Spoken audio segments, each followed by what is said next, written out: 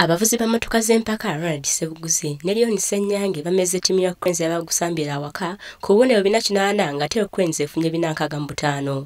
Abalala abadde bateereddwa ku lukalala lw'okuvuganya ku buzannyi bw'omwezi gwa October kubaddeko kapiteeni wa ttiimu ya CHAN Farouk Mia eyateebera Cranes goolo 2 mu kampeyini eyagiyisawo okwesooga empaka za CHAN n'omuddusi Moses Kipsuro eyawangula empaka za Great South Run e Bungereza. Bwali obuwanguzi obusoose eri omuvuzi nga Ronald nga nange omusomi wa map obwa season era nsubira nti nno kitwa amaanyi n'okwongerako obuwanguzi buno bwe tufunye omwezi ogwa October nti nno mu mpaka eziddako era ez'omwezi guno gwa November ezinabeera embaale nsubira tujja kujja n'amaanyi okulaba nti nno nase tuziwangula twetaaga nnyo obuwanguzi eri ttiimu yaffe.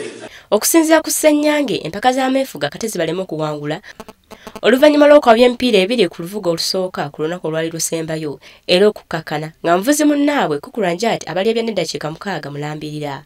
Wabula beerwanako mu nvuganya ezaali zisembayo era okukakkana ng'empaka zino baziwangulidde ku sekonda 32 zokka.